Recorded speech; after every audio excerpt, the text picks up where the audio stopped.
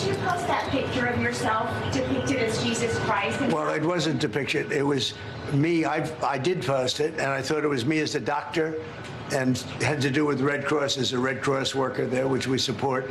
And only the fake news could come up with that one. So I just heard about it, and I said, how did they come up with that? It's supposed to be me as a doctor making people better, and I do make people better. I make people a lot better. As an example, the 11,000, I understand your husband's going through treatment. Yes, sir.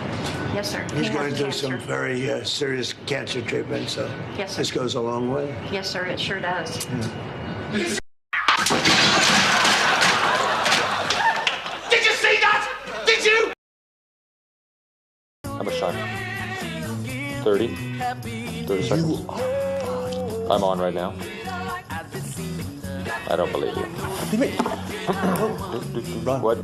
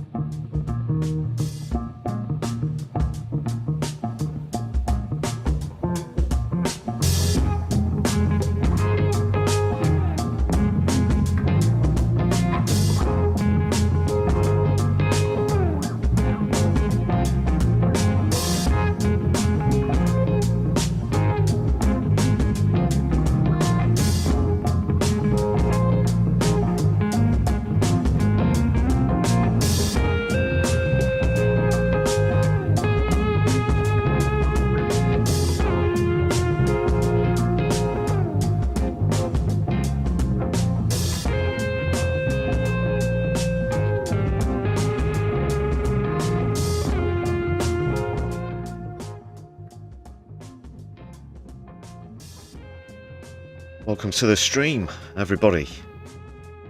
Brew crew, assemble. This is the Brews at 10 on my left eye. I'm your host, Lefty. How are you all brewing this evening? Davinia was first in the chat, so very good evening to you, Davinia. Stop the Greed as well. Low Snakes with us. And Emma Richardson as well. Good to see the chats filling up already. Flow Snakes just jumped in also. Solidarity to all.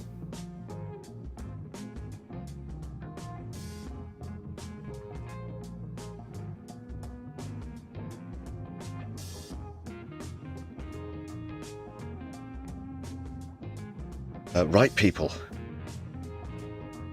Let's take care of some business. If you'd all be so kind as to hit thumbs up as you join us on stream, that would be fantastic.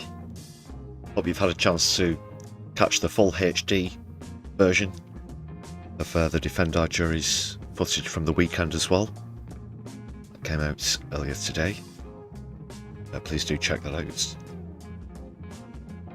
And drop us a comment, you know. Let us know what you think of this whole shenanigans.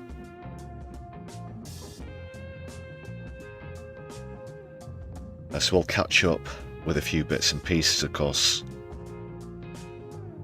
Our footage from the demonstration took up the bulk of yesterday.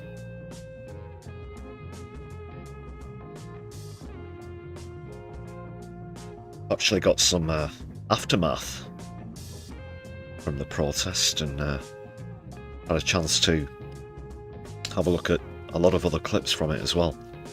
What a fantastic day that was.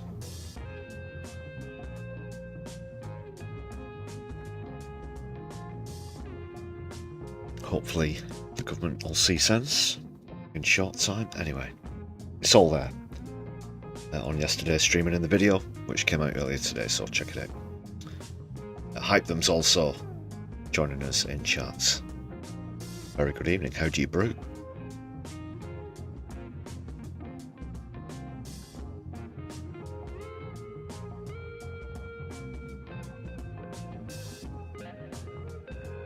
And there has actually been a significant court verdict today as well concerning PAL action. Almost perfectly timed. Very conveniently timed. I'm not even saying that sarcastically, you know. It just goes to emphasise the ridiculousness of the initial prescription anyway. There's that, plus of course Parliament reopened today. They're back after the Easter recess. We'll take a look at a few of the highlights, as it were, from the opening session with Keith. A lot to answer for what's been going on in the Middle East, of course, in the last fortnight, whilst they've been away. What else do we have? Wes Streeting's been called out for who he takes donations from. Having a look at that one.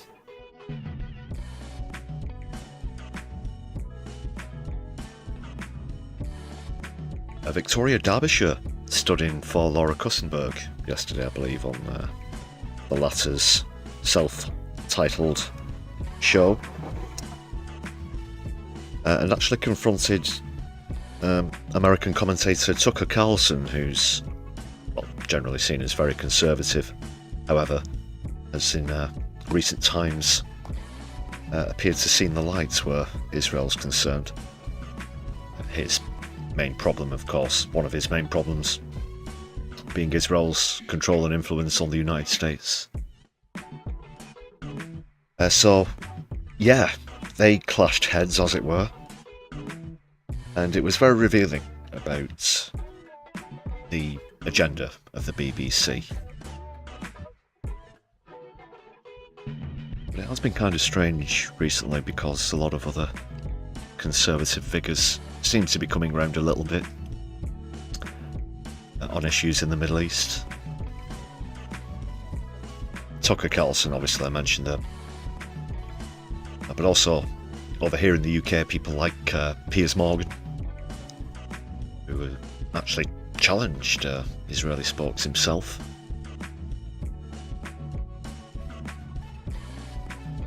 How genuine they are or not, I'll leave for you to debate. But anyway, we'll be taking a look at, the Not Laura Kussenberg show, as it were.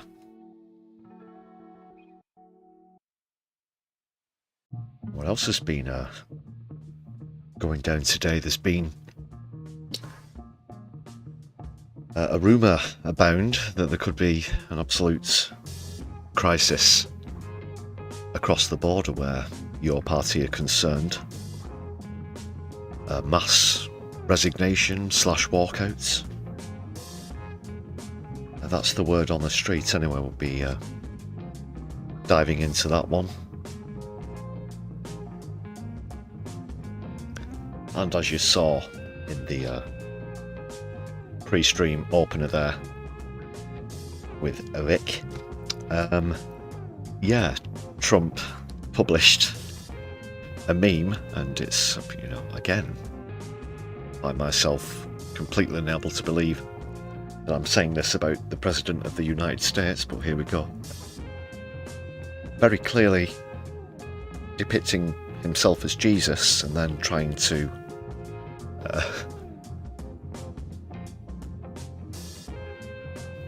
redact it somehow, trying to deny it after taking it down. God.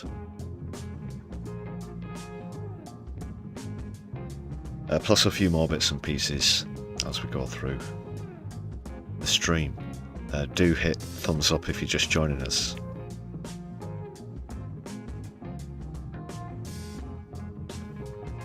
And as you can also see at the top of your screens, unfortunately a bit of a bulk of people didn't renew the memberships across the last couple of weeks, so we have gone below the 250 goal, but we still of course thoroughly appreciate those of you who have renewed. So we've gone back to the roster instead of the scroll. There was a rare gem on last night's stream where it was on scroll, even though it was under 250. Sorry, just update the chat box. Yeah, it's been lagging quite a lot lately.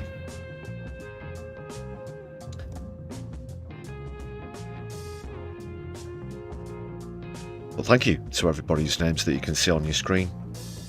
Other ways you can support the channel and this stream specifically are with super chats or super stickers, which are open live at the moment, and there's super thanks if you're watching back later on, as well as a buy me a coffee page. You can check out the link for that in the description of any content on the channel.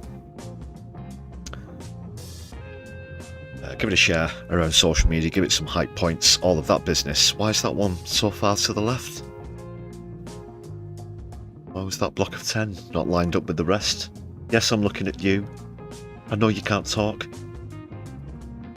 We'll deal with that. Apologies. They're just extra socialist. Is that why they went even further left? Those are the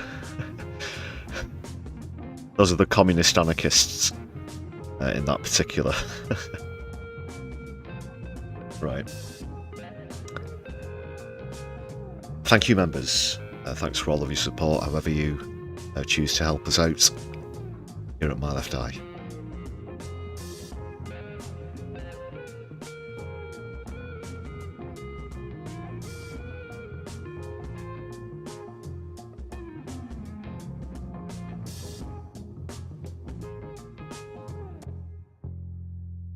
Stop the greed. Yes, I can see who the pumpkin's representing there. The pumpkin spiced Palpatine. Or the pumpkin turd, as you have him there. He's the motherfucking Antichrist. Okay. We'll be starting off with a comedy clip in a moment. Someone who's not been on for a while, actually.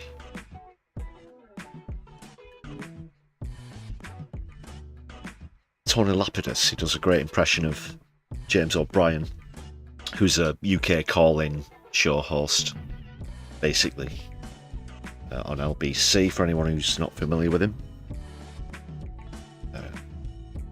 So this is latest. I've not actually seen it, but on this one apparently Trump himself calls in, so that should be interesting. There's a link in the description for the channel and for the video if you want to go and subscribe after the stream.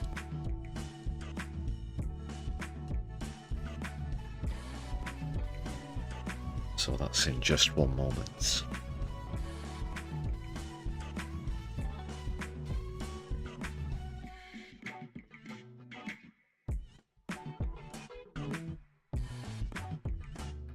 Fascio Lantern.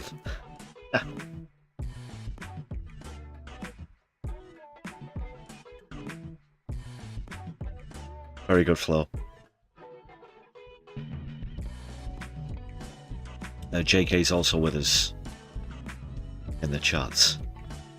Is anybody in the UK Zionist cult, Labour, Tory, BBC, broken ranks to admit that the Greater Israel Project is a genocidal venture that cannot be supported by any right-minded person? Well, there was Charlie Kirk.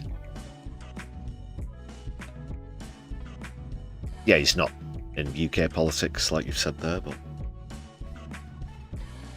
yeah, as far as UK politics goes, former, I don't know, I guess in a weird way, do you know when you see those documentaries where people have escaped from other weird cults like Scientology, that sort of thing, and they are really like weird, creepy people. Those it's not a religion, you know, Scientology. It's kind of like that, I guess, but it would probably be worse. But off the top of my head, no, I can't think of any. Well, there have been those who have obviously been threatened by Zionist entities and revealed that or whatnot.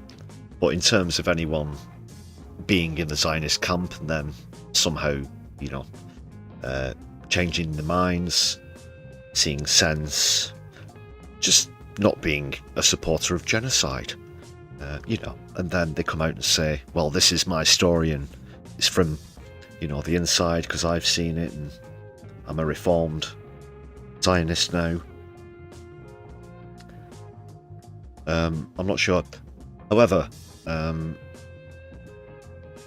do know that within the Jewish community itself, of course, there are people who would used to defend perhaps Israel, but then, you know, have an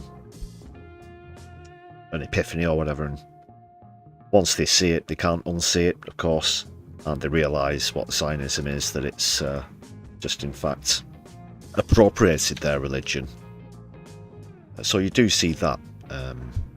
You do see that. But just not with, prolific, well-known celebrity figures or anything, of course. Good point. JK. There must be some out there, you know. Hopefully, a lot more.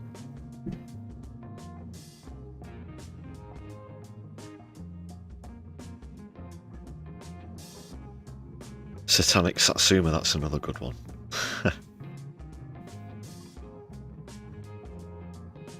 Of course, Israel, wouldn't exist if it wasn't for the United States.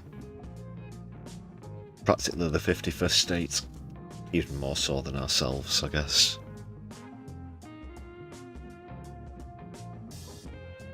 Israel and the UK being two separate proxy states now, I guess, that making 52. You could easily argue.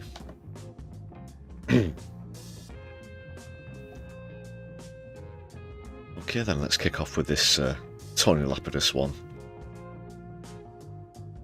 Sending up James O'Brien as well. Of course, even though James O'Brien is particularly good at throwing shade at Trump, he's done the whole neolib thing. He, went after Corbyn and whatnot back in the day, of course. Do you know, I find myself with each day that passes feeling like I'm in a particularly unenviable position of having to talk to you each morning as part of my duties about the disgusting, abhorrent and increasingly deranged President of the United States of America, Donald Trump. I don't actually come into the studio every single day and think, I'd like to talk once again about the Orange Man in the White House. I don't actually want to talk each and every day about the megalomania, the maniacal intentions of a madman who is guilty of an entire litany of crimes, up to and including sex offences and launching illegal wars. I don't actually want to have to dissect and examine the illiterate words of a man-child who could say one thing on a Monday, the polar opposite on a Tuesday, double down on a Wednesday about what he said on a Monday, take it for a drink on Thursday. Forgive me, I don't remember all of the Craig David lyrics. But, I don't want to have to pass through the words and statements of a man who I and all of you would no doubt rather ignore. But here we are. We live in an age where abnormality is now normality, where war is peace, freedom is slavery, ignorance is strength, and that normality is that Donald Trump, whether we like it or not, is President of the United States of America, and is now uploading quote-unquote... He's got the mannerisms and the voice right down 100%, hasn't he? It's great. Blow the entire country of Iran to smithereens, and it's not even 23 minutes to 11 minutes past 11. I genuinely don't know how I'm supposed to react to this. I really don't. I mean, what am I supposed to take seriously when the President of the United States posts a demand that Iran, quote, open the bleeping straits, with an apostrophe, of course, you crazy bleep, or you'll be living in hell.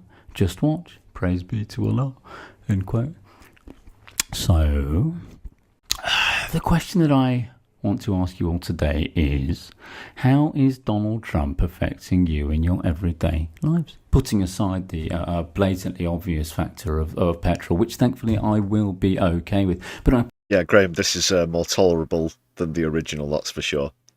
Can't sustainably watch James O'Brien much myself either. Rather Tony Lapidus. Appreciate that many of you might not be.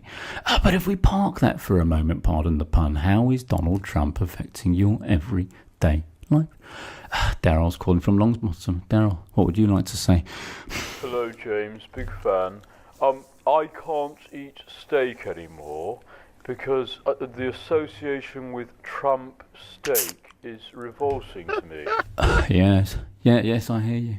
It's been a long-standing policy of the O'Brien household, going all the way back to 2016, to impose a blanket ban on all oranges, all 50 shades of them. But it never occurred to me that eating a steak might become an insurmountable task simply by dint of the association with Trump steak. Well, he affects everything, James, and steak is my favourite food, but now I'm just disgusted. No, I get it, I do. And of course, by stating that blatantly obvious fact, you will be accused of Trump derangement syndrome, but that's now par for the course. Dave's calling from Liverpool. Dave, what made you pick up the phone this morning? You know what, James? It affects me every time I take a shower, because I look at that shower head and I'm like, that looks like Donald Trump. It reminds me of him, because when you lose control of a shower head, it just sprays a disaster everywhere. Do you know, I never thought about that, but it is a good point. I have found myself feeling increasingly agitated whenever taking a shower, and I think you've just hit the nail on the head. Or on the shower head in this case, pardon the pun for a second time this morning. Donald Trump is essentially a shower head. He ramps up the pressure. Before you know it, you've lost control of him before he's sprayed in every single direction, leaving a slippery mess for some other poor soul to clean up before they've even managed to dry themselves and get their trousers back on. So thank you, Dave, for the quality of that call. Do you know, it's unbelievable. I can barely even look at images of SpongeBob SquarePants without having nightmares after seeing the propaganda employed by the Trump administration to sell this war using SpongeBob SquarePants. Imagine that for a moment. Donald Trump has managed to turn SpongeBob SquarePants into a repellent dump, toxic dump of a character simply by dint of association. But hey ho, this is new normality. Freedom is slavery. Donald is calling from Washington, although if there is a God, please don't make it the real Donald. Donald, how has Donald affected your everyday life? Well, you know, James, you're such a disgusting person. You know, so many people love me, and all you ever do is you criticize me on this show, and, you know, you're just such a horrible person. Is this the at Donald Trump? The at real Donald Trump? Well, yeah, it is the real me when you think about it. It can't be. You're being silly, mate. No, it is me, quite frankly, and I'll tell you what. You better open up those f***ing lines on LBC to more Trump supporters, you crazy little bastard. Or I will turn the studio into a living hell, the likes of which the world has never seen. How will you do that, Donald? Haven't you got more illegal wars to pursue? Don't you have off-ramps to search for to avoid entrenching yourself into a further humiliation? So here's the deal, you ready? You better open those lines to more Trump supporters, or I will spam the hell out of LBC. Having Trump supporters on this show is against the Ofcom rules. I don't know if you know that, let alone having the real deal. Excuse the hat-trick on the pun this morning, but I'll give you 15 seconds to persuade me that you're not a vile and bilious cretin, mate. Don't try and use big words with me, James. You're just a stupid person. You're stupid. It's very simple, and you know that. You know that probably better than anybody. You hate your country, you're vicious, and you hate the United States, that I will say. So think of it. When it happens that people... 3 minutes to 2 minutes past 11 is the time. Tony Lapidus.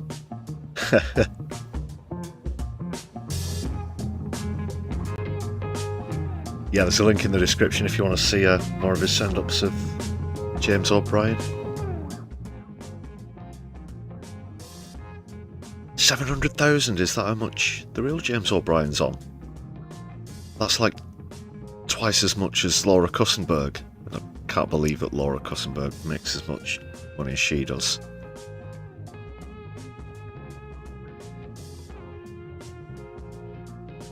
$700k. Well, you heard.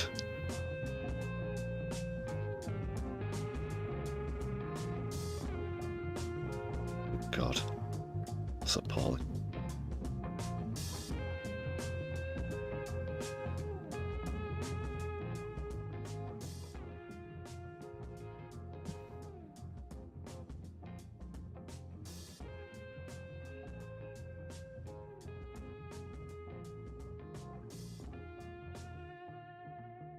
Right, let's get into articles and clips and things.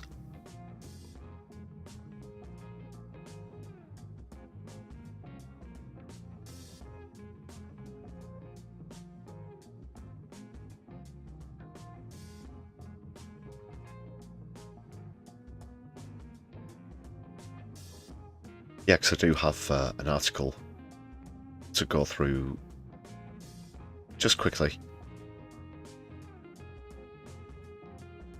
because this does of course come off of the back of the Defend Our Juries action over the weekend.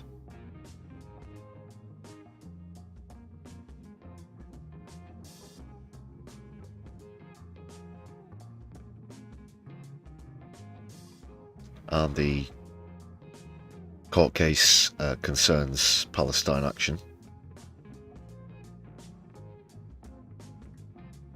who unlawfully prescribed, of course. That's what Saturday's demonstration was all about.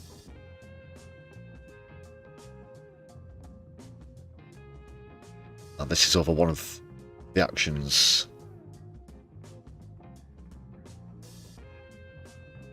at Elbit Systems, the one in Bristol. You might remember there was a lot in the media about this because it was alleged that the protesters were somewhat violent and assaulted an officer, allegedly. However, now the facts of the matter have been presented to court. They've actually been cleared of violent disorder. That verdict came through today. Let's see what's happening.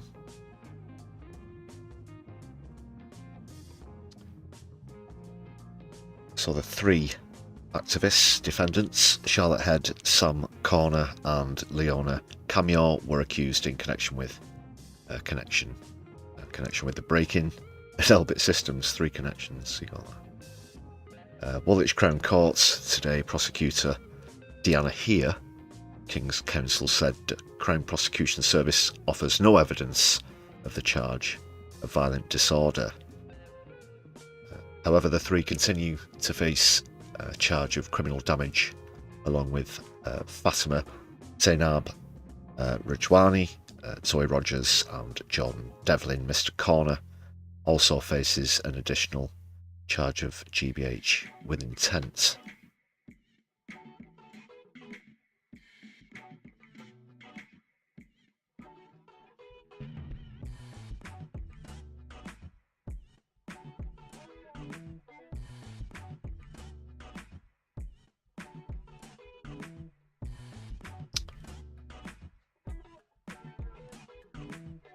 So the case opens again on Wednesday. A jury's been sworn in already. We've asked the jury not to be distracted by the legal battle over Pal Action's ban. Well, how can you not? I'm not saying that you've got a biased jury or anything, but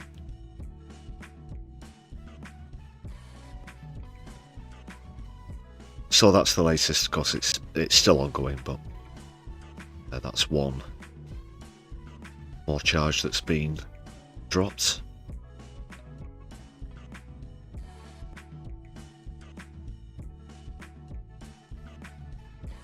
Keep up to speed with that one. Oh, it's 365 that James O'Brien makes, is it? That's still a lot. That's still too much. That's more than Laura Kussenberg.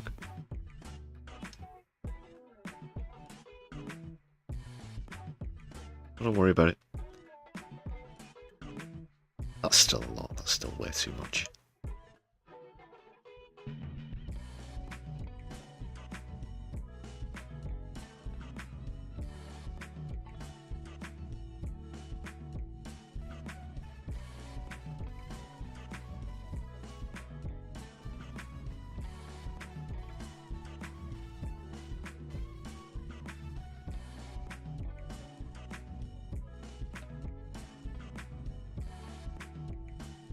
So now on to, Parliament, the reopening of Parliament. Starmer was at the dispatch box again today, and people want a lot of answers over the UK's involvement in America's attacks on Iran. During his statements, got to just sort out the chat again. Sorry, it keeps lagging. So during his opening statement, Starmer tried to make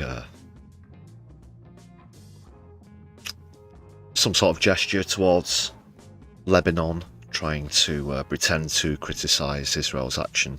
No mention of words such as sanctions or full trade embargo, this kind of thing. No, just, you really should, you really shouldn't be doing that now, and I've said it at the dispatch box, so that's that.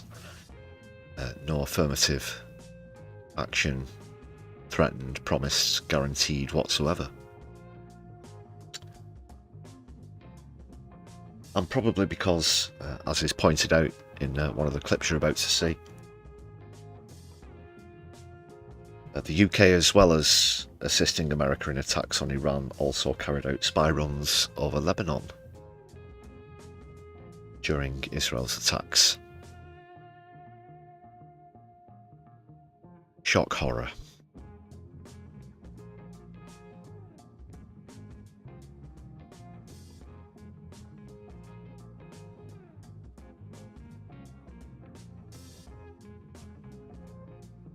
So there are a few. I'm going to start off with Apsana Begum.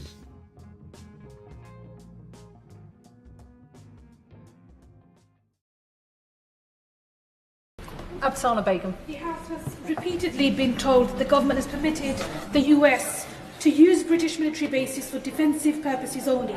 But amidst the widespread US targeting of civilian infrastructure in Iran, including schools, hospitals and bridges, we have not been told how these restrictions work in practice.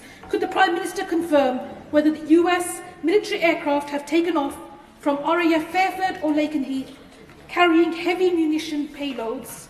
If so, whether there is any US operational policy for action from our bases in place approved by this government? And if not, is it the case that the working definition of defensive action here is simply don't ask, don't tell? Well, let me assure her in the House that isn't the position. It's for defensive action only. I'm particularly concerned. How is letting American bombers set off to bomb another country with their bombs, which is an offensive weapon? How is that defensive? In what universe are we expected to? And you're in Parliament now. There should be points of order about this. Of course, the Speaker won't be much use. He can say it 1,000 times. It doesn't make it true. And it's really beginning to get frustrating, beyond frustrating now, just how stupid he thinks we are. Make sure we take every measure available to protect our nationals in the region. There are very many of them. Not only is it defensive action, but it's monitored and has been monitored since the bases began being used. Ridiculous. No, if you ask the Iranians who they think is involved, they'll include us in every conversation, because without us, those bombers wouldn't be able to get there, as well as the extra help that we give them with spy drones, etc. Very weak from Starmer. Pathetic!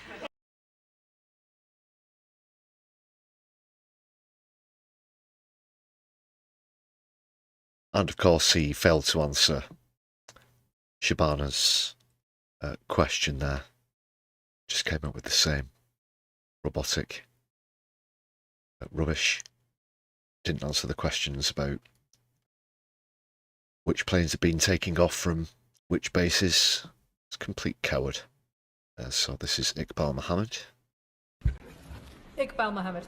Thank you, Madam Deputy Speaker. Madam Deputy Speaker, British drones flew over Lebanon hours before and after the Israeli massacre, which killed at least 18 people in Bekaa Valley City, among 300 people across the region that day. Madam Deputy Speaker, we know no UK drones and surveillance flights have been used to feed operational information to the IDF during the genocide in Gaza, and it is deeply concerning that this may now be the case in Lebanon. Will the Prime Minister confirm if these flights were coordinated with the Lebanese army? Was intelligence shared with Israel or with the United States? What is our armed forces' role in this land grab and ethnic cleansing?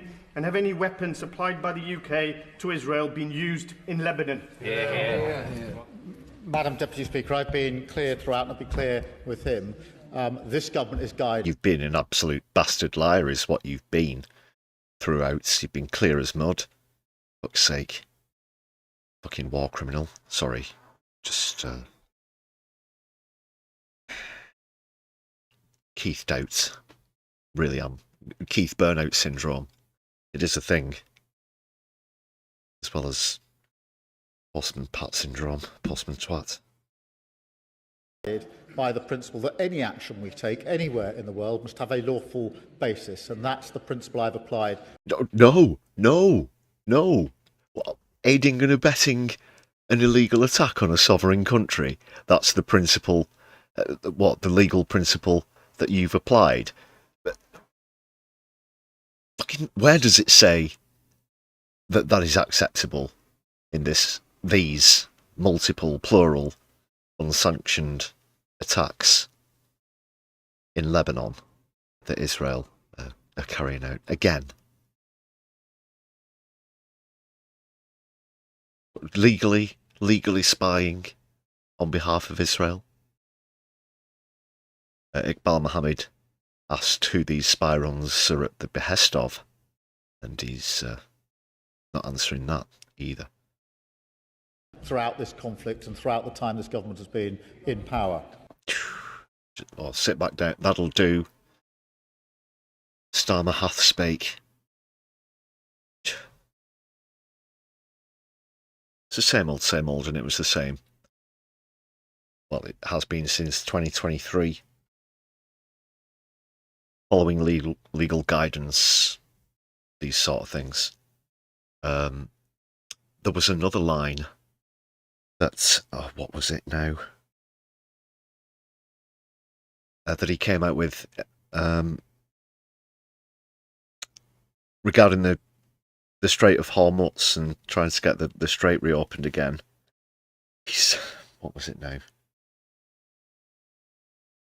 He said something along the lines of, they're going to be careful but strong.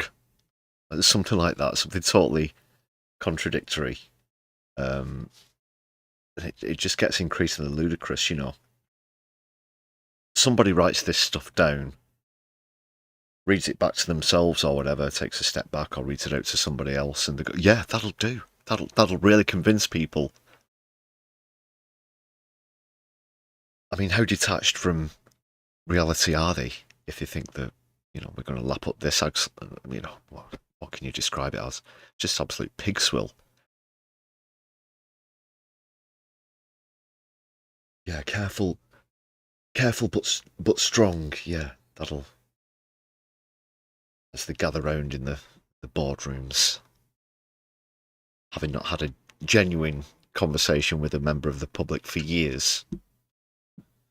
And it shows, it really does show. expect to believe this. Shameful. So many words that you could use, but shameful just keeps coming up yet and yet again. It makes me ashamed to be British, that's for sure.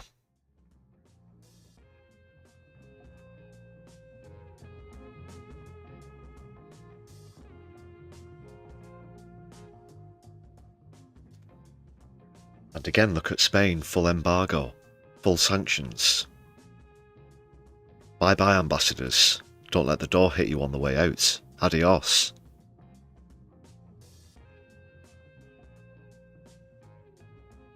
You know.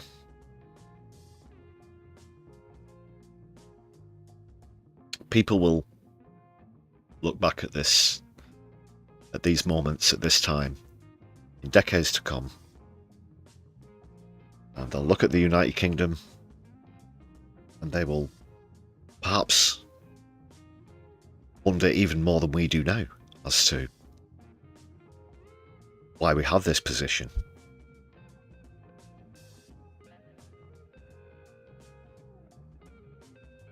They'll be even more shocked at just how complicit our government is.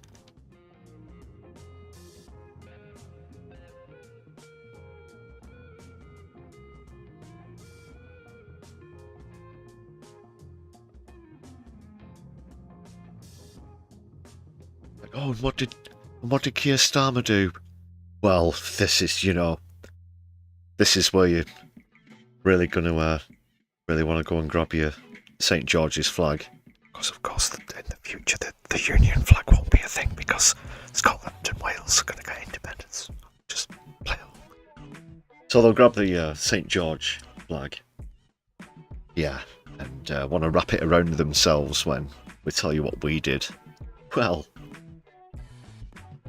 yeah, we actually basically facilitated this entire thing. Those American bombers can't fly all the way to the Middle East, you know. They need to let countries agree to let them stop off and refuel and arm themselves. Because it's halfway around the bloody world.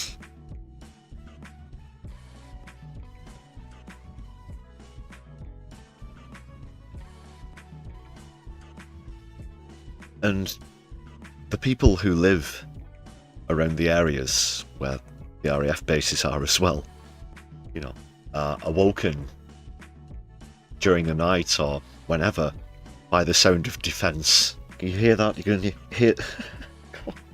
Can you hear those bombers setting off to go to the Middle East? Yeah, that's the sound of defence.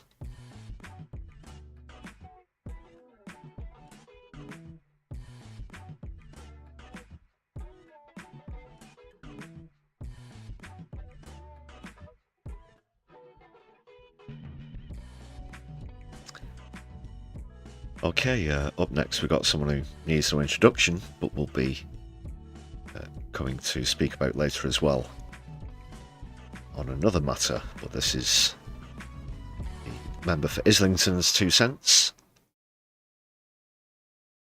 Britain's military cooperation with the USA and Israel Islington has North. enabled Israel to commit acts of genocide against the people of Gaza, the Palestinian people, and has enabled the United States to undertake this massive illegal bombardment of Iran.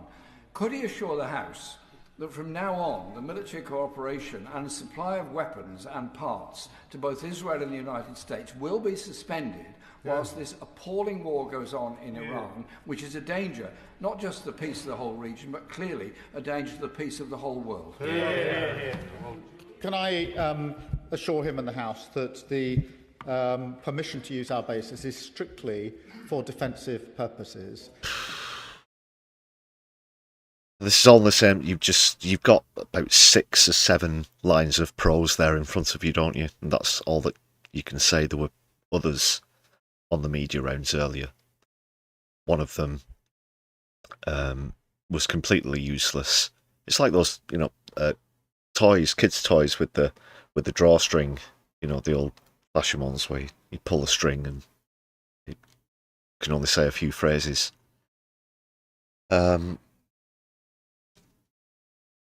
Yeah.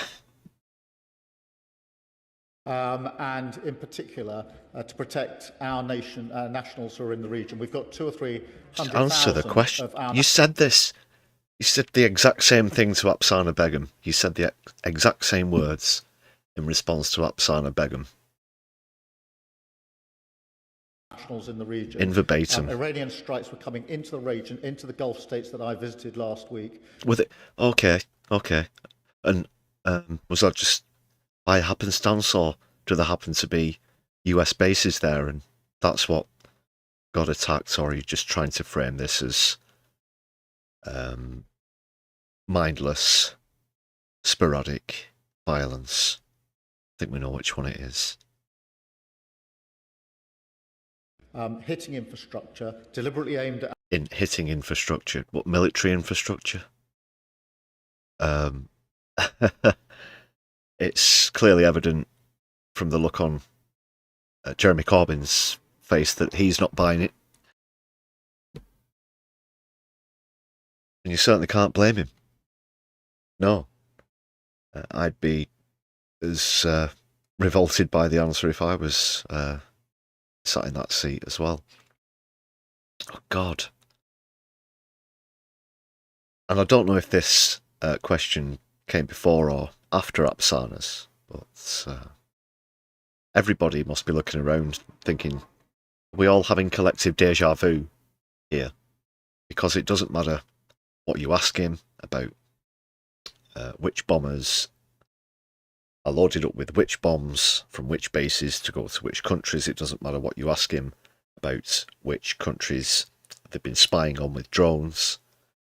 It doesn't matter if you ask him general broader legal questions about the legality of what's been happening recently, or indeed the still ongoing genocide in Palestine. You get the same answer. Our service personnel, and it's my duty to protect them, and I will continue to do so. Britain's military So just cooperation with the USA this is the question again. has enabled Israel to commit acts of genocide against the people of Gaza, the Palestinian people, and has enabled the United States to undertake this massive illegal bombardment of Iran. Could he assure the House that from now on the military cooperation and the supply of weapons and parts to both Israel and the United States will be suspended whilst this appalling war goes on? Assurances on whether provision of weapons will be suspended. That was generally the question. That wasn't even acknowledged. And what is the Madam Deputy Speaker in this particular session? What is she doing? Does she not notice that no matter who stands up and asks what question, he says the same thing? Is this really a parliamentary session? Are these really our elected representatives getting the answers that they are paid and elected to from the guy at the top, the Prime Minister? No. So what use is Parliament? What use is the House of Commons? It's bad enough that we live in this first past the post system, that we still have the peerage system that we don't really have a proper citizens' house of representatives. It's far too easy for careerist people with ulterior motives to get in to pretend to represent people and don't. I'm sure that comes as no shock to you. It's been subjected to parody for ages, literal ages. And it's all got to stop. It's all got to end, because people want answers about this. These are serious matters about what our country is complicit in, and we are getting nothing from the Prime Minister. In Iran. Let's see what's happening in chat. What do you make of the responses, or lack of, from Keith? Let's have a bit of music as well.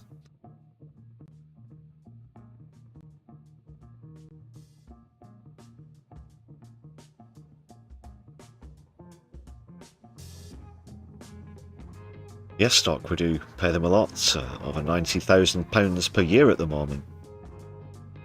This is what we get. Of course, people like Jeremy Corbyn, Iqbal Mohammed and Apsana Begum are asking all of the right questions, as do others such as, Zara Sultana. Stephen Flynn also asked a few decent questions as well. Now, I could have selected 6 or 7 different examples. You saw 3 there. But it was, I assure you, go back and watch the full session. I didn't see the full one myself, but every single clip that you could possibly render has more or less the same in verbatim response. Time to be alive.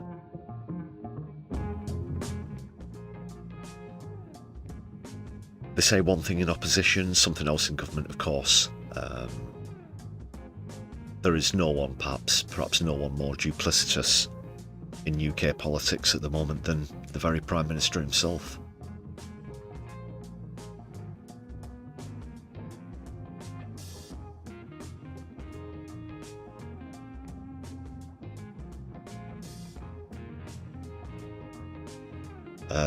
Graham, completely agree with that point as well. I'll never have any respect for the Labour Party and their involvement in this. I'll never have any respect for the Labour Party again. Let's be honest.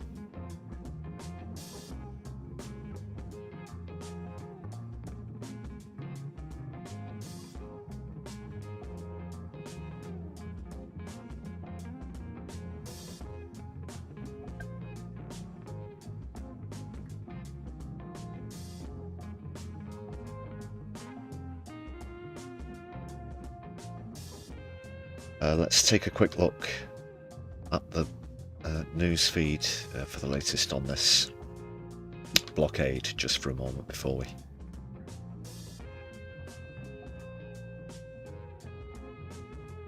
go on to Wes Streeting and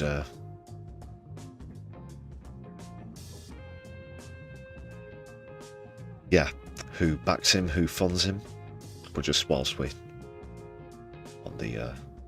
on the topic,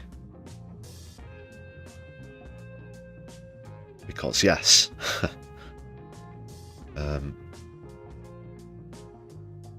to be very clear, according to Trump, that is, the Strait of Hormuz was closed before. However, now the United States have taken the decision to blockade it, to close it, even though it wasn't closed before, you see. No, of course, other countries were let through, so they're trying to out Iran on this one, and this blockade began earlier today. Now, Trump said that we'll find out, air quotes, well, this is direct quotes actually, probably tomorrow, which other countries are going to be involved in helping the United States out with this.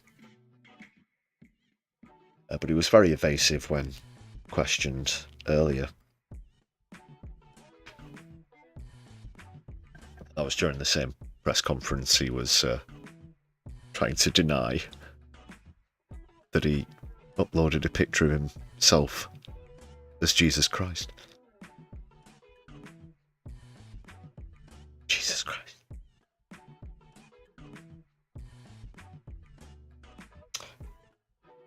Yeah. Just get this live feed on screen now.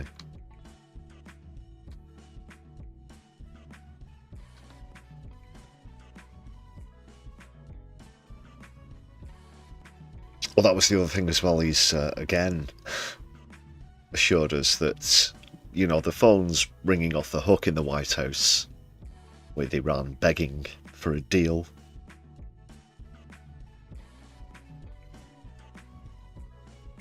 these conversations definitely happen, of course. So it's been in effect for about 7 hours now. I beg your pardon, 9 hours.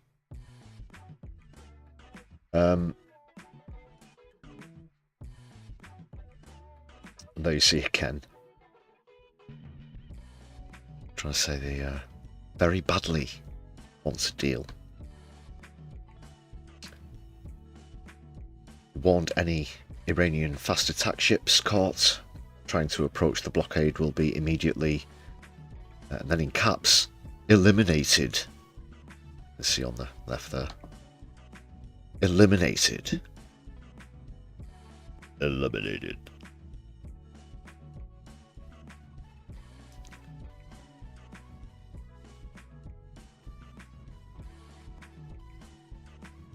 Okay, let's just go through the main feed now. See if there's anything worthy of note. Is it kicking off yet, basically?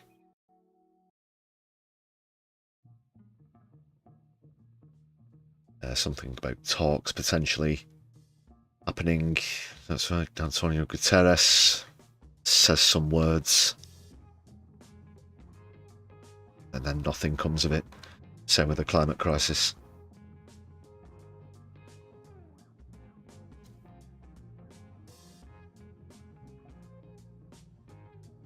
But Iran has warned of capabilities not yet revealed. They've said if the war continues, we will unveil capacities that the enemy has no conception of. They've discovered time travel.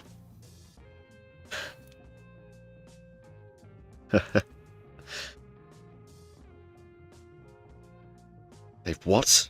That's impossible.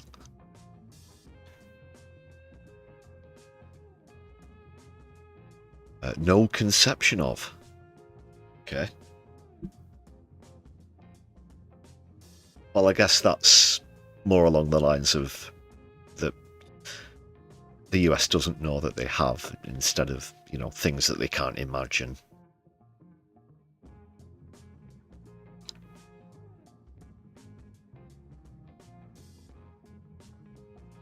And of course, they've been saying all along for weeks now that the drones, a lot of the tech that they're using, obsolete to them, somewhat outdated, and they've been having success with them nonetheless. So it doesn't look like any shots have been fired now, because that'd be emblazoned across the top. Yeah, unclear.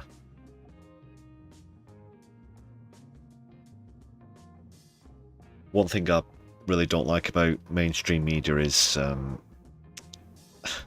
their enthusiasm to get first on the scene or to get rolling live feeds out as soon as possible, but with nothing happening, they do what they can to fill the space.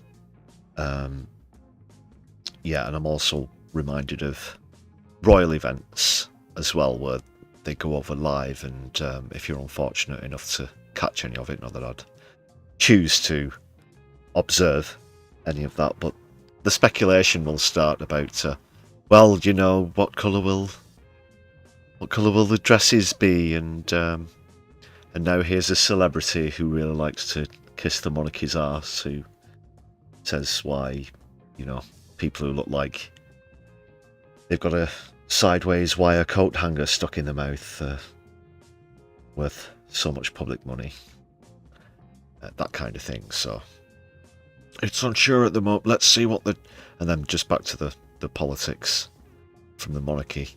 You hear things about atmospheres in rooms. Yeah, that's really is great viewing, great reading, great listening.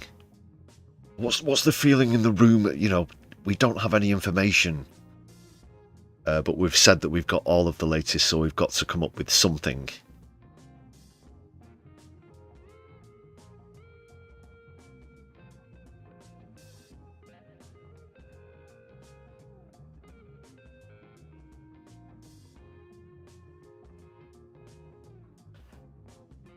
But not to put too fine a point on it, people. Yeah. It could be that we're continuing into the opening throes of World War III with this.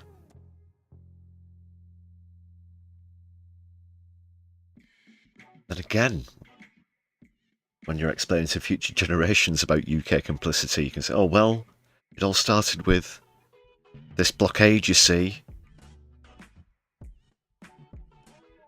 No, oh, no, it wasn't Iran's fault.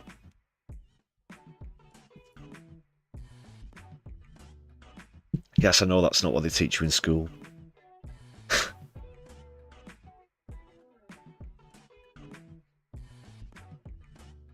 But look at these stats. Alright, so despite what's been going on, they've shipped 60 million barrels of oil last month, which is actually very high.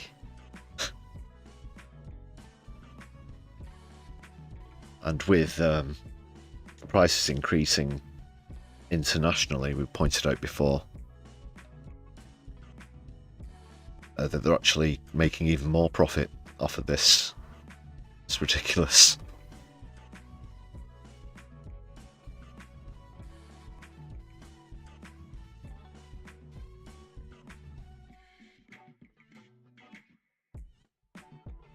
Oh, and it doesn't look like it's working either, because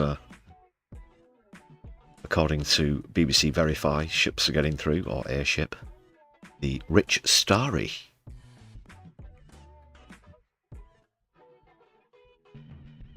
Oh, it says it turned around during its approach. It's not clear if the US sanctioned vessel was attempting to pass through and exit via the Gulf of Oman.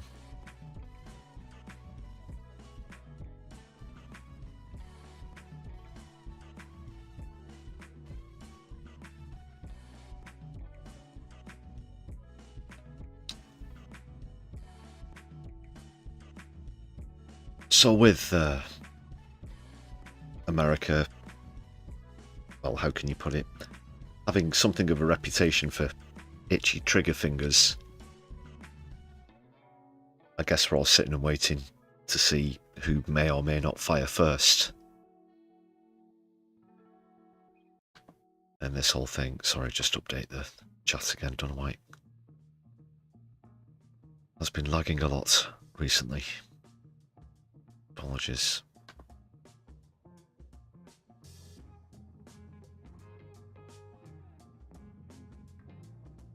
But it's all quiet on the Eastern Front. At the moment. I guess no news is not so bad news. It's better than it all started to kick off at sea.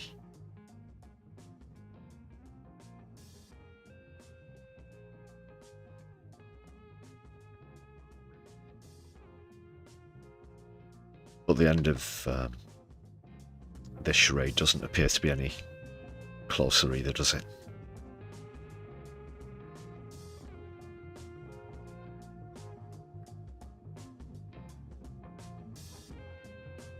What do you think about Donald Trump, Rick?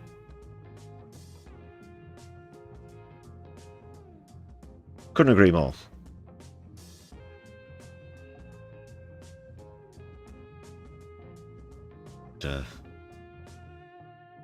Colonel Sanders. He's an asshole, sir. What's the matter, Colonel Sanders? Chicken? Okay, just getting back to UK politics now. Had to get that latest development out of the way. This is Dr. Julia Grace Patterson. I'm sure most or all viewers will be familiar with her, but has put together a great video about just who's funding the Health Secretary Wes Streeting, who backs him, who funds him, just where do his allegiances lie? because for someone who's been openly critical about people using private health, he certainly takes a great amount of money from private healthcare firms. That's for sure. For certain. Couldn't decide whether to say sure or certain there, so I did both at the same time.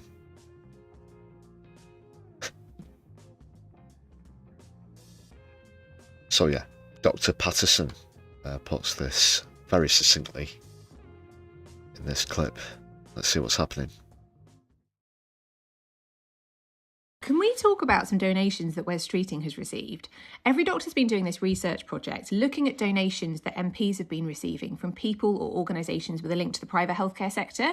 And the reason we're doing that is because we're really worried about NHS privatisation, and we don't think there should be any connection whatsoever between our politicians and private healthcare, right? And when we were doing the research, we were looking at the time period between January 2023 and September 2025. And of all the MPs, we found that the MP who had received the highest total amount of donations during that time period from people or organisations linked to the private healthcare sector was none other than our Health Secretary, Wes Streeting. Well, knocked me over with a feather. If it wasn't Wes, shut up Wesley Streeting himself.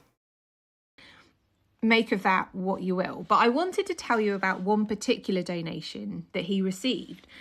It was given to him by an organisation called MPM Connect Limited, and the amount that was given was £35,475. Now I'm just clicking on our website. I just want to tell you about this organisation. How much?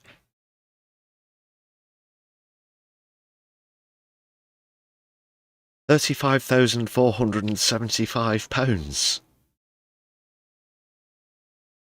That's about a third of the salary that he gets for being a Member of Parliament. £175. Now I'm just clicking on our website. I just want to tell you about this organisation. So MPM Connect is ultimately controlled by someone called Peter Hearn, whose company, Odgers Berntsen, offers headhunting services to the NHS as well as the private healthcare sector. The firm has faced criticism for some of the senior executives it has helped recruit to the NHS. Former Talk executive Dido Harding was headhunted by Odgers Berntsen to lead the NHS Test and Trace programme during the pandemic. Yeah, we all remember that one, don't we? That Dido Harding, all of that business. Which was later deemed to be ineffective by MPs. I think this stuff is so wrong. It's so wrong. I'm going to make more videos giving you more examples of donations that MPs have been receiving, but I need to ask for your help with something as well today, guys. I don't normally talk about personal stuff like this on the internet, but I'm 6 months pregnant and we want to keep this work going, and I'm getting really tired out. We need to raise the funds to get this money together to keep the research project going, and I was wondering if the internet could help me today with this. If you don't think that MPs should be allowed to receive donations of this type, would you please donate £1 today if you can to help us hit our goal? All you have to do that is click on my profile, click on the link tree and click on the crowd funds and donate £1. It takes seconds to do it. It's really quick. And then can you hit those buttons on the right hand side? Yes, well, I'll put a link in the description for that if you want to go ahead and do that, people.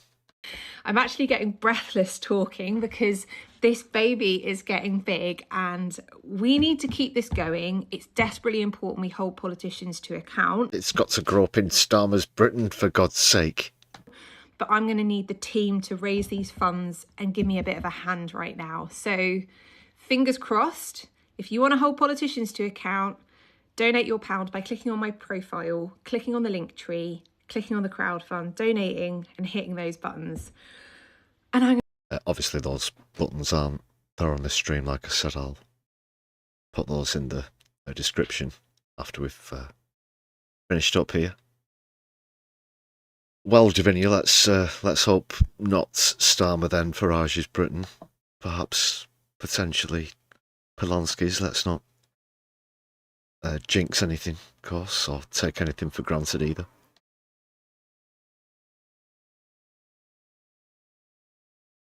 Dr. Julia Grace Patterson there.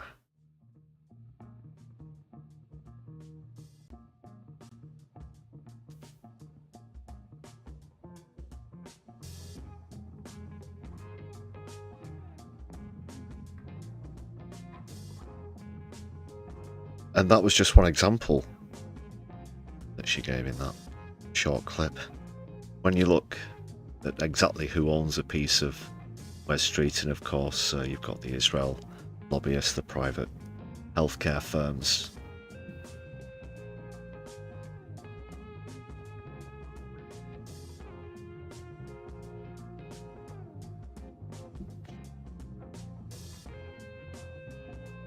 And he was busy mates with Mandelson, of course. But now he's going back through his social media history trying to delete any evidence of that.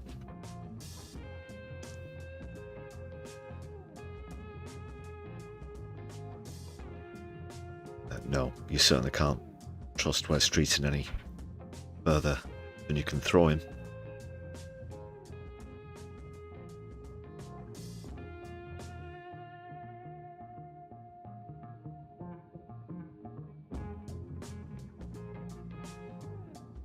Oh, Davin, you live under a reform council.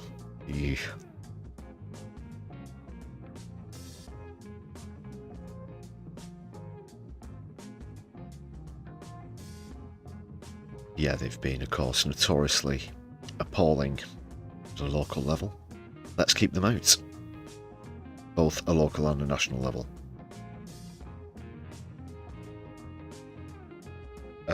Well, actually, speaking of which, yeah, I guess we'll go to this next because we could do with a bit of cheer.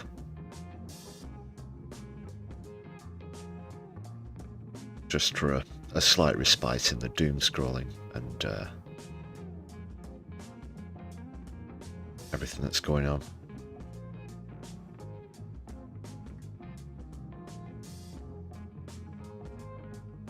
Hopefully this will raise a smile or two. Happened upon this just earlier today. A bit of a parody account or party, as it were. But you do have to reassure yourself sometimes, you know. I'm sure at first some people thought that the Restore party was maybe a parody. Oh no, it's real.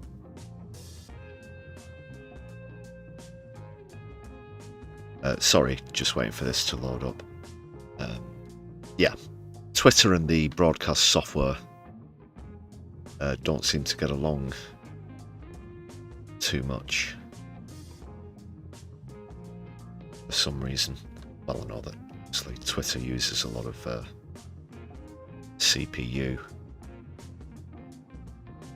compared to other sites.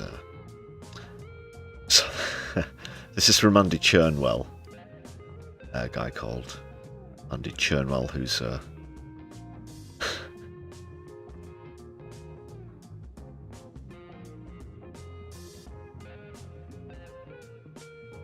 well, it says here, broadcaster on Emblem Digital and Superdrug FM. And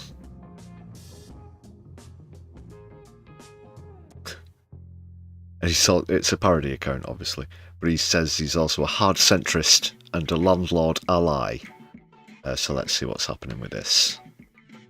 New party. It is just a parody. As a reminder. But look at the policies. Revorce. This is revorce. Oh, it's crashed. I knew it'd crash. Yeah, it doesn't like Twitter getting the... Let's see if I can remedy this. There we go. So, he says, you spoke, we listened, and the policies are listed. Replace all traffic lights with British roundabouts. Mandatory carvery. Just what... I don't even know what that's supposed to mean. How often mandatory carvery? Just... bring back old money. Yeah, that's the base base 16 system that we used to have, pounds, shillings, pence, was very convoluted before decimalisation, which, when was that? Early 70s, was it? Yeah, bring back old money. 1 Q, no more little Qs, just one big one.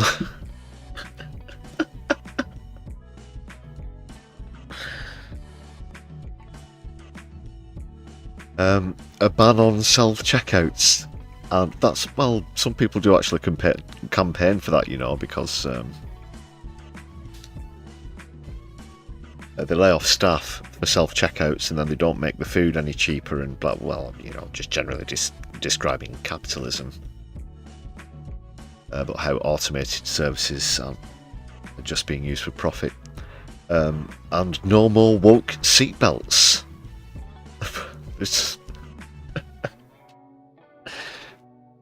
71, that's when decimalisation was, thanks to Vinian. Yeah, sorry, couldn't remember off the top of my head. Mandatory carvery, though. What?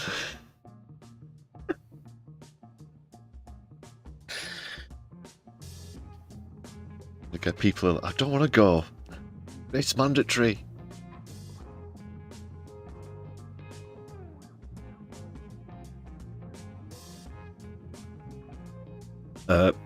So if you can see the logo there as well, it just says doing things, reverse, doing things.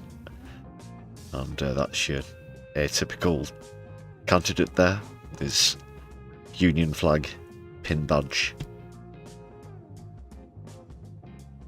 suit and blazer, of course. Reverse. Oh, there's more. Proper party, proper politics.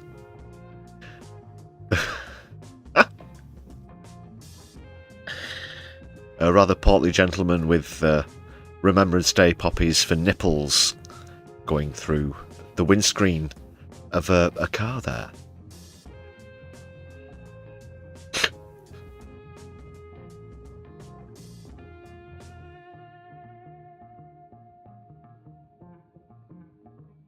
Someone else says, Churchill on all banknotes and coins, both sides, bring back checkbooks, no more contactless or chip and pin.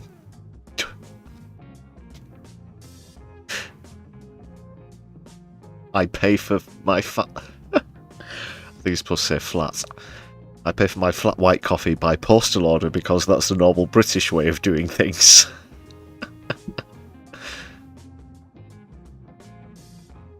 Bring back the massive 50p coins we had when I was a kid. And you'll get my vote. Look at that bad boy.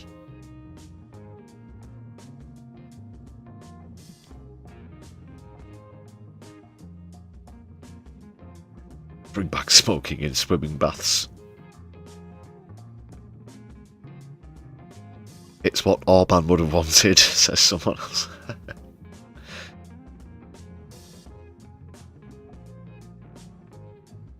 James Whale's birthday to be a national holiday.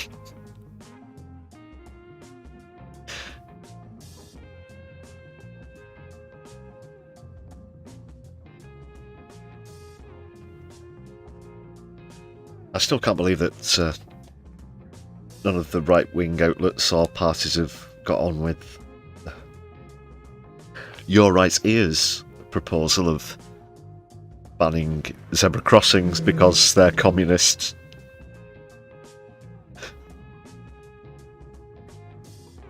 Unless you advertise your party on teletext, most people won't see it. Yeah, that was an old... would you describe it? Like a pre-internet thing on televisions where there would be sort of pre-programmed just pages of text, information, news on, you know, sports, entertainment, stories. Get the TV guide on there, I think. Yeah, it was very blocky and very sort of 4-bit kind of graphics. And I'm not certain if some of these people actually think it is genuinely a new party, because some of these suggestions that they're throwing in are the same sort of ones that you see on, well, Restore, Reform, whatever.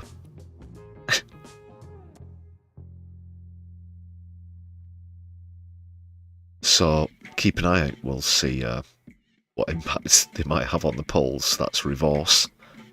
Doing things.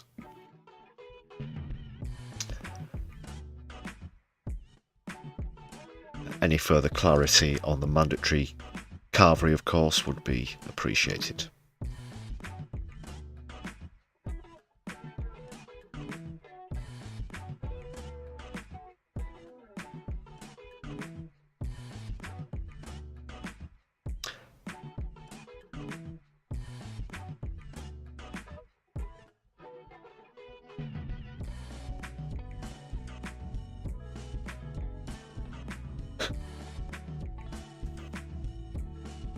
Just one big queue, not a load of little queues. Just like one queue up across the entire country, just for everything, for every shop, every service, every whatever it is that you're queuing for. You know, going to the cinema, the theatre, to get into a club, whatever it's all the same queue. And you get to the end of the queue. Right, where are you going?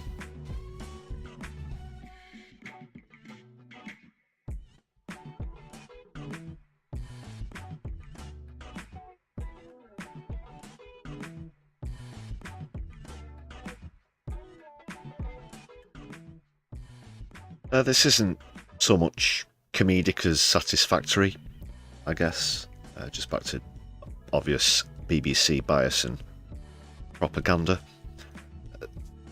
My personal and this channel's opinions on that, certainly with precedent. And this time, Victoria Derbyshire was caught out when facing Tucker Carlson in this interview.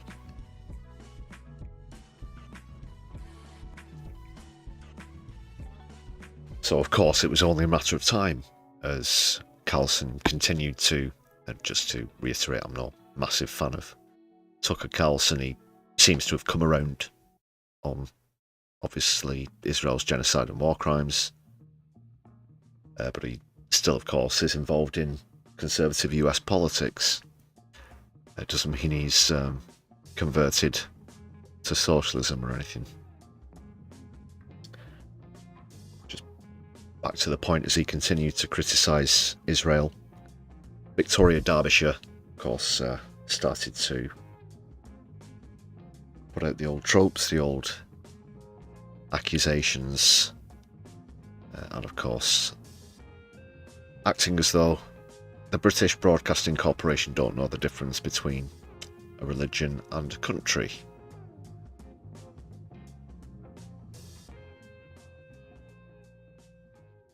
But she certainly got more than she was bargaining for. That's for certain. Let's see what's happening.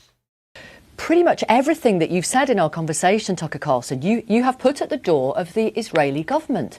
Now, to some people, that will be evidence that you are anti-Semitic. To some people, that is people who came down with the last drop of rain, people who were born yesterday, people who don't think that the word gullible is in the dictionary, these kind of people. Is that who you're talking about, Victoria Derbyshire? Because really to try and perpetuate that trope at this point is beyond embarrassing, I would say, for anybody who'd consider themselves a professional journalist. Even the likes of Tucker Carlson are about to put you bang to rights on this one. Some unnamed people, of course. No, it's at the beginning as well. It's almost as though this is all Israel's fault. The United States of America, like she's in shock. It's like, however long Carlson was speaking for before this clip started. You know, why aren't you going along with my bullshit? Why do you keep actually blaming the people who are responsible? It's almost as though they're responsible, but some people might try and accuse you of anti-Semitism. Get real, Derbyshire. You are anti-Jewish. Oh, I know. I'm very anti-Semitic and anti-Jewish. Well, first of all, the State of Israel does not speak for all Jews at all, despite its claims. No, it doesn't. And I thought of a way to summarise this pretty well recently, the concept of the so-called Jewish state of Israel. Now, you might perceive that to mean a few different things, or perhaps all of the following. So, does that mean that literally everybody who lives in Israel is Jewish? No, it doesn't. Under international law, in fact, you are not allowed to ban, or only have one religion in a country. So, not everybody who lives in Israel, of course, this is the only country in the world that can't define its borders, but let's say it could, hypothetically. They're not all Jewish. So therefore, sorry, I've lost my point. Oh, yeah. Also, the fact that it's not exclusive. Not every single person who is Jewish in the world lives in Israel. That is, there are Jews in many countries all across the world. So the concept of a Jewish state really is ridiculous. It really is a ridiculous notion. It's only ever put forward by Zionists, of course. There can be no such thing. And it's one thing that they can't explain, because they're not concerned with the facts. The facts are something of an inconvenience for these kind of people, of course. But yeah, that more or less sums it up for me. It does not. There are many, many Jews, many of whom I know, who don't think the Israeli government of Benjamin Netanyahu speaks for them. No, I'm speaking of a government, not religion. Hold on. Because I wasn't suggesting that. Of course you were suggesting what that. I was suggesting was that a lot of the I've been in things this that you business discussed longer today, than you, and I understand what a slur looks like. And you're attempting to call me an anti-Semite in a passive-aggressive way. Some people would say that. Well, I'm responding to your slur and saying that it's untrue. It does not apply to me. Doubtless there are anti-Semites who don't like Israel. I'm not an anti-Semite. I don't hate Israel. The Israeli government, this is documented, and I saw it personally, steered the United States into a war that hurts the United States and the world. I'm offended by that. I didn't want it, and I'm mad about it now. I have every right to feel that way. That does not make me an anti-Semite, despite your insinuation. And I think it's important that I say that. And by the way, I hope that... And the way that she cowardly tried to backtrack there as well. It's like, oh no, I wasn't saying that you were. I was saying that some people might say or might perceive that you are. In that passive-aggressive fashion, as Carlson described it there. So, had he then openly admitted that he was, she wouldn't have then backtracked and said, oh, well, of course, that doesn't matter because it was only a hypothetical or whatever about what some unnamed people might say. It's pathetic, isn't it? And like Carlson said, this isn't the first slur he's ever come across. He said he's probably got more experience in than Victoria Derbyshire on the matter, yeah. But it's not the BBC's first time either, is it? Of course. You run this. I can't control whether or not you air this exchange. I hope that you will, because I think it's important to push back against slurs like that, because they limit our ability to understand what's actually happening. This is not an attack by Jews on the United States. This is Benjamin Netanyahu moving the United States to do something he thinks will benefit him, but that does not benefit us. It's that simple. Tucker Carlson. I've got another, that was towards the end of the interview, but I've got another little snippet from earlier as well. because there really is some double standards and hypocrisy here from the Beeb. Bearing in mind as well, a lot of people usually say that they prefer Victoria Derbyshire as a presenter to Lara Kussenberg. It might have arguably been worse. I'm not sure how much worse it could have got in terms of the line of questioning had it been the original host. I didn't see the full show, just a couple of snippets here. But did any of you watch the full thing? Let us know in the chat. Of course, also recommend Helena at No Justice MTG and Kevin Logan, who often go through the Lara Kussenberg show in a more granular fashion on Sundays. Free plugs, Solidari-Tea.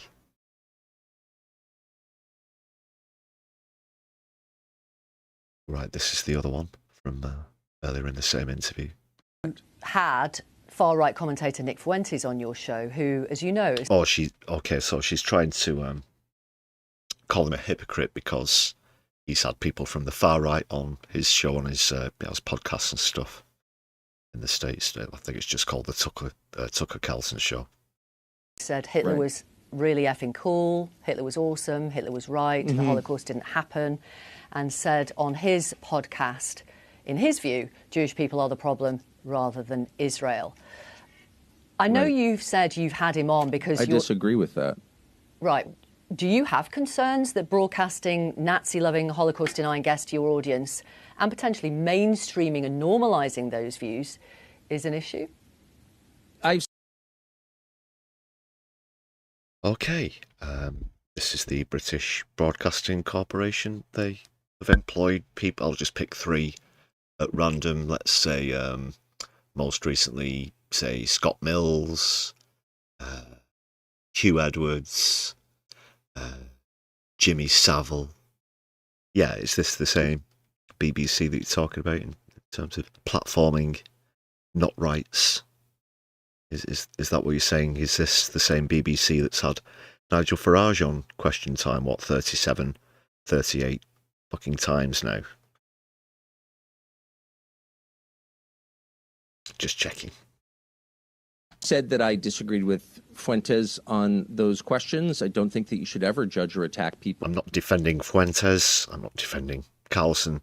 He's had those people on and he's debated with them about the far right views. Is that platforming? She's trying to insinuate that it's platforming, but no, if it is a genuine debate and they do get put to rights, then that's fair enough. That's exposing the far right for their views, as opposed to promoting them or platforming them. So, again, just based purely on the fact that this is the BBC, for God's sake. You know, look who you've had on. Well, look who you used to give six-figure salaries to, for fuck's sake. And Hugh Edwards won't or doesn't have to give a lot of his salary back. There was a big thing about that, wasn't there? He was expected to, because he just had a bonus or a big pay rise or something shortly after. Obviously, those revelations came out about him and the WhatsApps and these young men and boys, and nope, he's still got it, every single penny of it. On the basis of their bloodline. I also interviewed Ted Cruz. I tried to interview Randy Fine. Both of them have. But let me go back to the Nick Fuentes stuff. If I may finish my answer. Sure. I've interviewed both of them, or tried to interview Fine. He wouldn't, but I've interviewed Ted Cruz, as you noted, and both of them have defended the genocide in Gaza, the murder of children. And I would say that sending money to a military that murders children is a little bit more significant a moral crime than saying ugly things. And you could argue that point. Yeah. Some people went on Tucker Carlson's show and obviously said some very ugly things that most people fortunately wouldn't agree with. versus funding genocide, which is worse. As much as it pains me to have to agree with people like Tucker Carlson, he's got Derbyshire bang to rights there. It's more than clear that the Beeb had a narrative and an agenda during this interview. It's not a genuine line of questioning.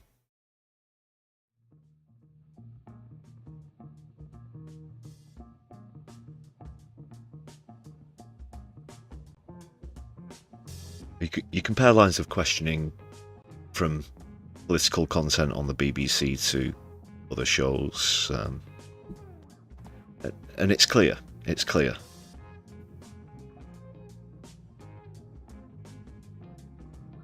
A lot of the questions don't come from a point of wanting to understand, of learning, of gaining information and facts. It is from either agreeing or disagreeing with a preset agenda or narrative that Kussenberg or Derbyshire has set up, or whomever.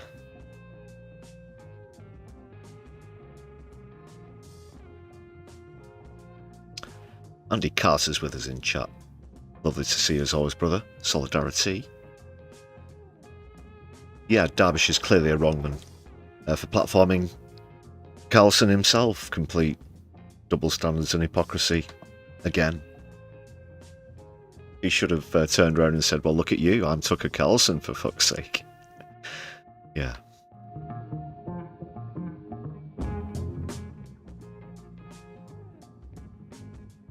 Philip Schofield, yeah, that's another one. Oh yeah, he used to be on, I think he used to host a kids TV show on the Beeb before he did the daytime stuff.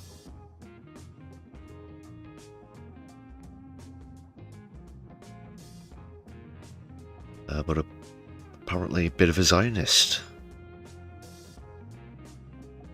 I haven't heard that one.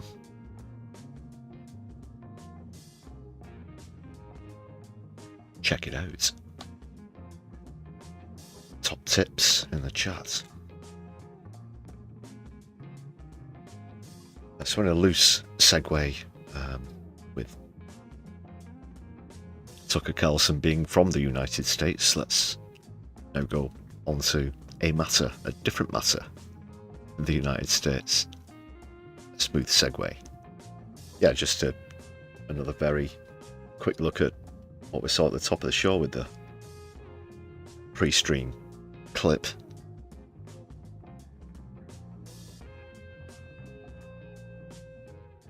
This is the original post here on Truth Social. Donald Trump, current President of the United States of America, posted this and then took it down, depicting himself as Jesus with healing hands. You can see there Jesus, of course, being American. That's 250-year-old America. The Eagles there as well. A very, very short nurse. Or maybe it's just perspective on the bottom right of the screen. Like 4 feet tall, the guy. And the bed's taller than her. The Statue of Liberty. And then you can... What are they supposed to be angels or ghosts at the top? Let's zoom and enhance. Can you actually... He's taking it down now. And we'll have another look at the... God, I can't believe it. We'll have another look at the clip from the press conference and his explanation. This is real. This is reality. This is not a dream / cheese nightmare. This is real. It's real. It's real. It's really happening. Who are these people at the top? Now, okay, I'm not being funny or anything, but the one in the middle, the one that stands out with the wings appears to be Sauron from Lord of the Rings. Or some other... Well, there's a... Is it a crown? What is that? And then, is it the fucking 4 horsemen of the apocalypse? But the American economy is so bad that they've had to sell the horses. Well, there's actually 5 of them. I think you can make out another very faint one on the right, towards where the eagle is. But what is that one in the middle? Is it the X-Men?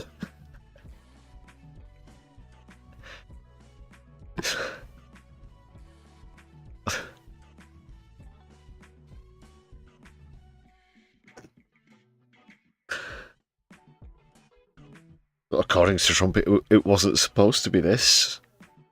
No. Oh, God. Fucking hell.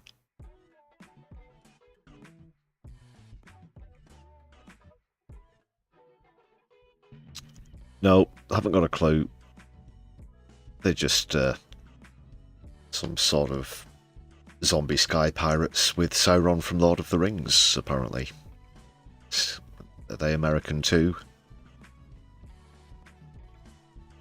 Mordor is in America now.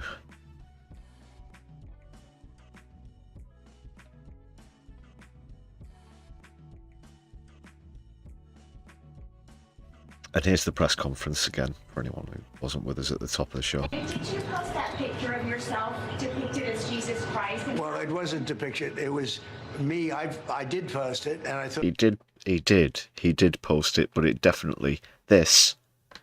That is definitely not him depicted as Jesus Christ. No way. And here's for why. But it was me as a doctor. It was supposed to be just... So he's, used Chat GPT or whatever to come up with this thing. And he's just typed in Trump healing, doctor, something. He's blaming his incompetency in the use of AI, or the AI itself. And had to do with Red Cross as a Red Cross worker there. Oh, there's a Red Cross, and they mistook that for the crucifix. That's the Red Cross. The Red Cross. Of course it is. What cross? There's not even... There are no crosses. There are no crosses in the picture. A lot of people got cross because of the picture, but there are no crosses in the picture. And I'm just fascinated by how stunted that nurse is. I mean, I've got nothing against little people. I just don't see Donald Trump or the AI he uses, including little people, in the content. 0 crosses. What else? It's the Red Cross. It was the Red Cross. See, you know, which we support, and they support them. Only the fake news could come up with that one. So I had only the fake news. I just heard about it, and I said, he just heard about the thing that he posted himself. Well, it was good of whoever informed him to inform him. You just heard about it. You just heard that the fake news, the dastardly fake news, caption that, freeze frame, by the way. I'll kick it off with, I don't know.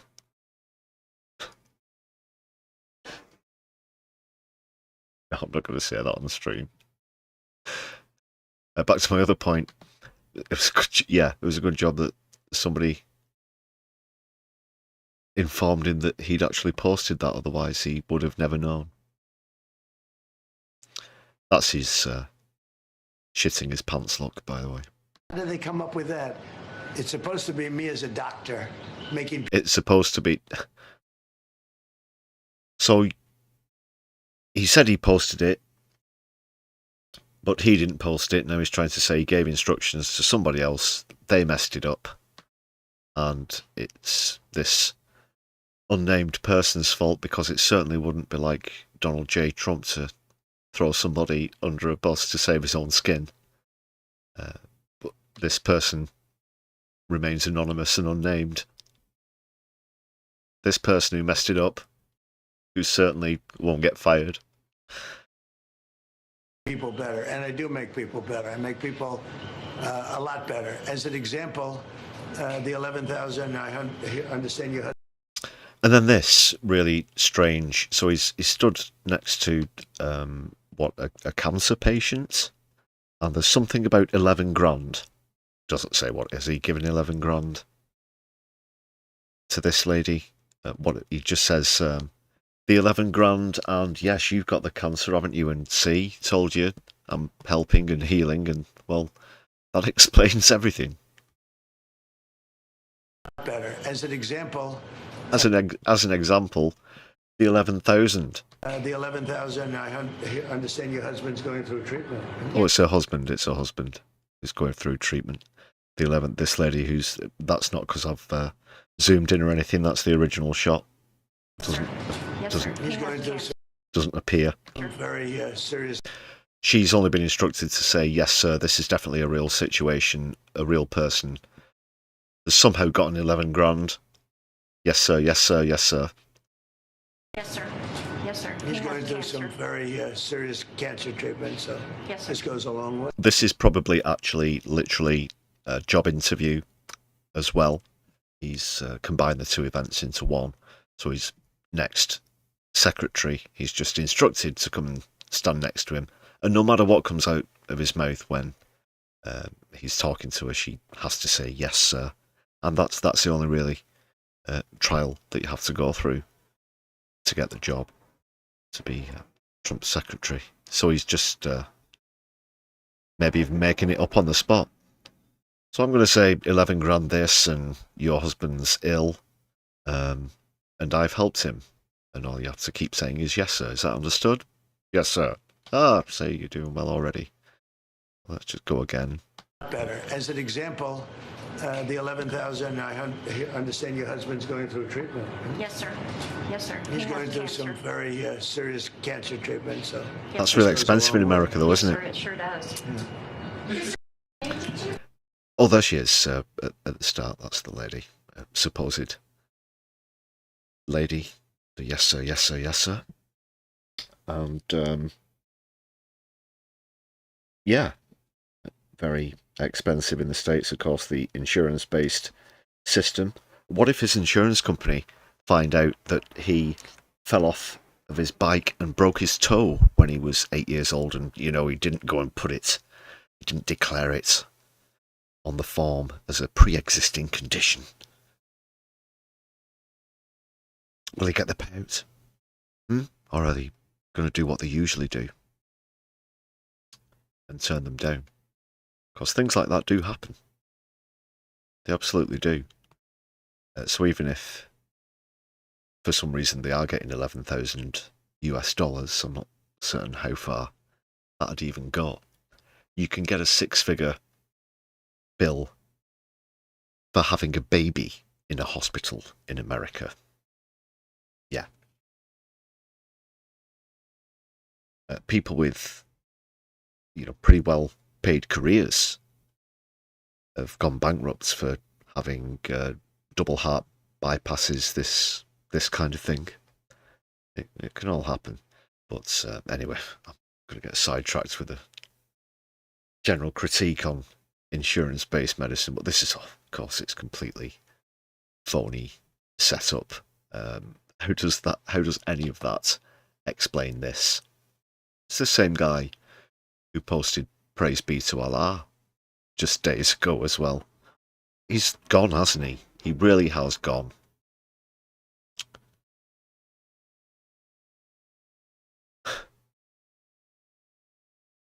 $11,000 would only buy a few boxes of paracetamol in the United States, yeah. Or Tylenol, that's what they call it, isn't it? Or is that aspirin? Whichever way round it is, it wouldn't go very far. Just for the ambulance.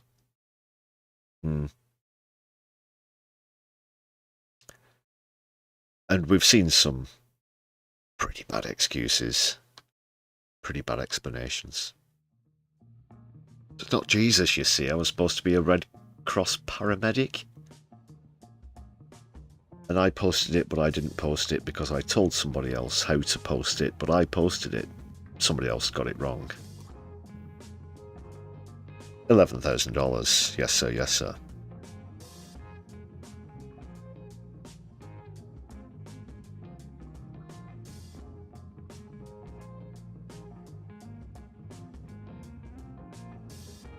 Brought to you by Trump Studios. Yeah, it's paracetamol. Paracetamol. Tylenol.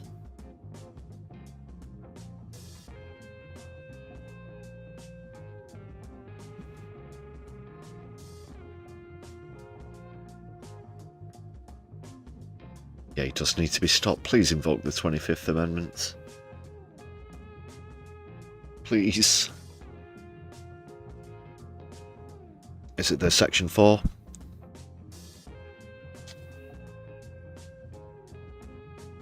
Should be some sort of section, that's for sure. If you know what I mean.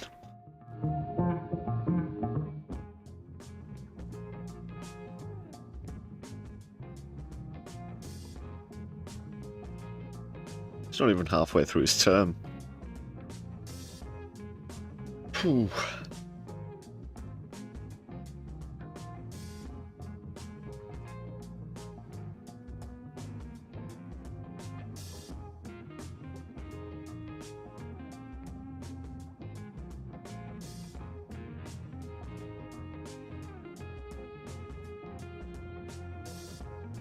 I mean, just how far is it going to go?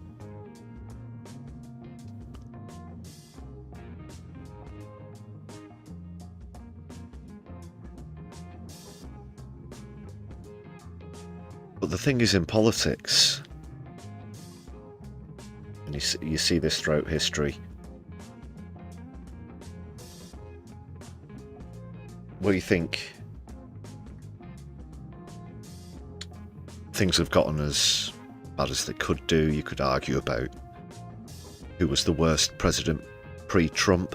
I guess in recent history a lot of people would bring up, you know, Bush, Reagan, those kind of people. But whatever level they get up to, there'll always be a line of careerist cretins waiting to try and get to that level again and then maybe push it a bit further. That's why, you know, that's why the fight against it has to be so persistent. Because who knows, even if they do get rid of Trump, will there be somebody out there thinking, well, just look at what Trump got away with. Look how far you can go without being stopped by Congress or whatever parliament. But I think as we get closer to the end of his term,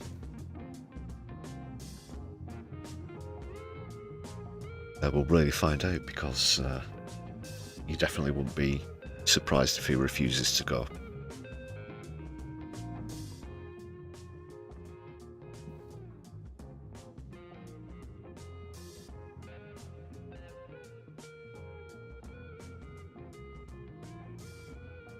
But we could have had a complete nuclear fallout by then, and we'll never know.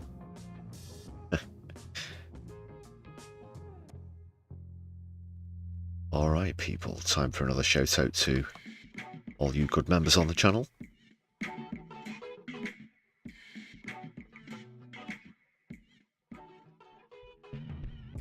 Another reminder to hit supportive buttons, thumbs up, that kind of thing. Give us a share on your social media.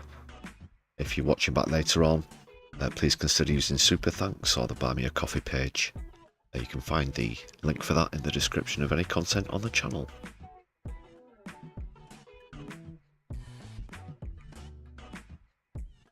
And yeah, please do share our recent stuff around. There's that Defend Our Juries video, the HD version, just landed today.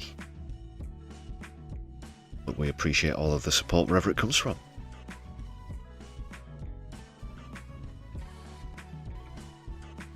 We are coming towards the end of proceedings on this stream, but don't go anywhere. Stay put, people. We're going to be raiding into our friend north of the border, Katie Marshall, who also featured in a recent collaboration that we did with Andrew Luke and Screen Cleaner.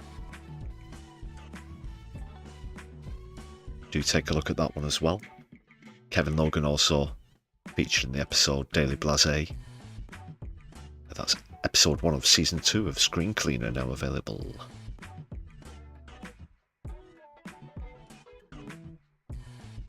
Thank you, good people.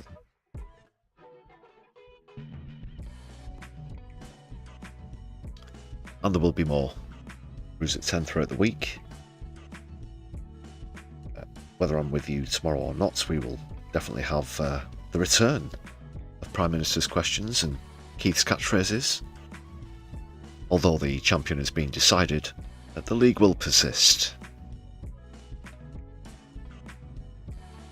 And it's been a couple of weeks, so hit the notification button, won't miss out on that one.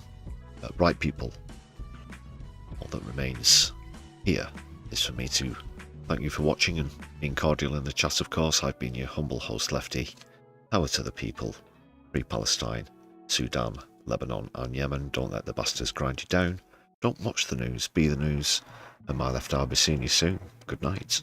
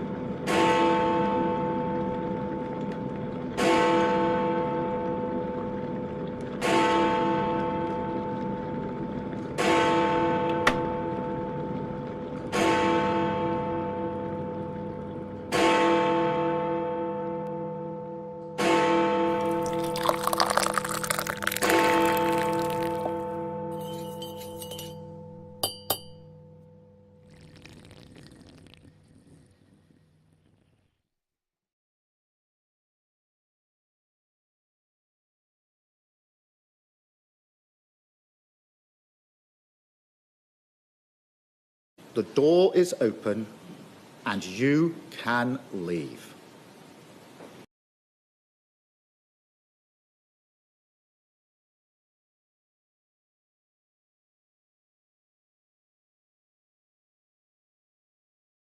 It's what Hitler and Goering did, and it is textbook. And if you think the next time it happens, we're gonna recognize it because they're wearing scary uniforms,